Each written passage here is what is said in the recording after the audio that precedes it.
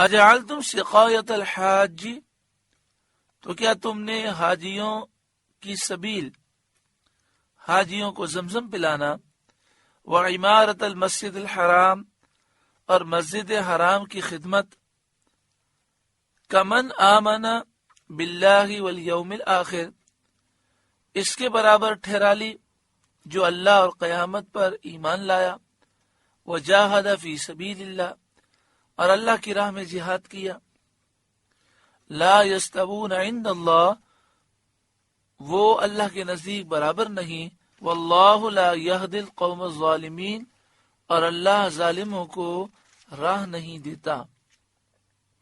مراد یہ ہے کہ کفار کو مومنین سے کچھ نسبت نہیں، نہ ان کے اعمال کو ان کے اعمال سے، کیونکہ کافر کے اعمال رائگاں ہیں، ضائع ہونے والے ہیں، چاہے وہ حاجیوں کے لیے سبیل لگائیں، زمزم پلائیں، مسجد حرام کی خدمت کریں، ان کے اعمال کو مومن کے اعمال کے برابر قرار دینا ظلم ہے۔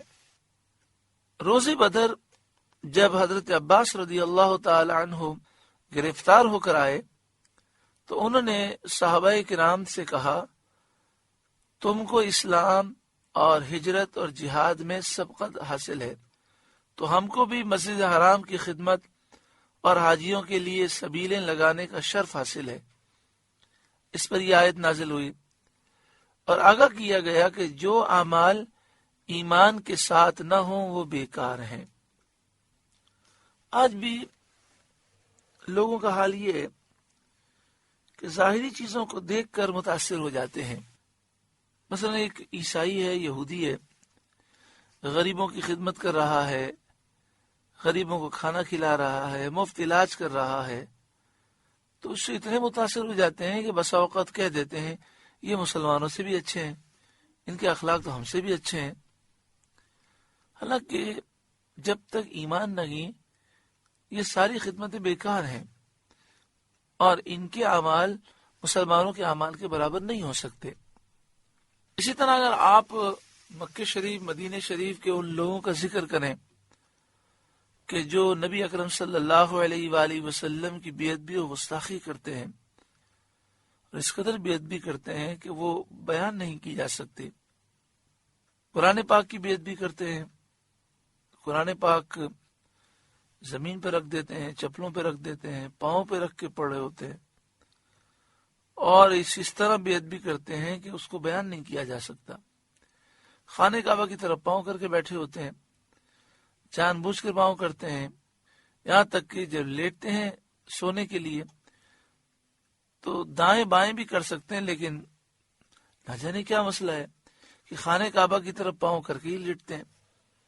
تو جب آپ ذکر کریں کہ بڑا دکھ ہوتا ہے کہ یہ نبی اکرم صلی اللہ علیہ وآلہ وسلم کی گستاخی کرتے ہیں، بے ادبی کرتے ہیں، بد عقیدہ ہیں، بد مذہب لوگ ہیں، ان کی بد مذہبی سے بڑا دل پریشان ہوتا ہے، تو سننے والا کہتا ہے یار چھوڑو ان باتوں کو، یہ دیکھو نا انہوں نے مسجد حرام شریف، مسجد نبوی کیسی بنائی ہے، کیسے زمزم کے کولر لگائے ہیں، کس طرح حاجیوں کو زمزم پلاتے ہیں، یہ دیکھو کس طرح یہ کھانا تقسیم کر رکھے ہیں، کس طرح حج میں سبیلیں لگتی ہیں، کس طرح کھانا بانٹا جاتا ہے، یعنی ایمان کے برابر ان افعال کو لایا جاتا ہے۔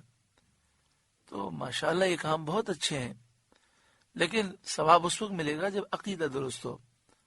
یہاں بھی یہ فرمایا گیا کہ اجعلتم سقایۃ الحاج وعمارت المسجد الحرام، کیا تم نے حاجیوں کو زمزم پلانا اور مسجد حرام کی تعمیر، جس طرح آج کل توسیع پر توسیع کی جا رہی ہے، لیکن اس کا درس نہیں دیا جاتا کہ قرآن کا ادب کرو، خانہ کعبہ کا ادب کرو، حضور کی بے ادبی گستاخی مت کرو، جو بدعقیدہ لوگ بے ادبی کرتے ہیں انہیں روکا نہیں جاتا۔ تو یہ مسجد حرام کی تعمیر، مسجد نبوی کی تعمیر اور حاجیوں کی سبیل لگانا، حاجیوں کو زمزم پلانا، یہ سب بیکار ہے جب تک عقیدہ درست نہ ہو۔ ہاں عقیدہ درست ہو تو پھر اس کی برکتیں ضرور ملیں گی۔ ایک ذہن میں شیطان نے بات ڈال دی، مثال کے طور پر کسی نے نبی اکرم صلی اللہ علیہ وآلہ وسلم کی گستاخی کی، یا خانہ کعبہ کی طرف پاؤں کیے یا قرآن پاک چپلوں پہ رکھ دیا، آپ نے کہا یہ کام غلط ہے، تو فوراً کہتے ہیں اگر غلط ہوتا تو مسجد حرام میں وہ کیسے کر لیتے؟ اللہ کے گھر میں اللہ راضی ہے تبھی تو وہ کر رہے ہیں، اگر اللہ ناراض ہوتا تو یہ کر بھی نہ سکتے۔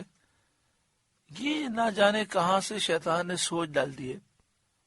میں ایک مسجد میں جمعہ پڑھانے کے لیے گیا، جمعے کی نماز کے بعد ایک نوجوان سے میری ملاقات ہوئی۔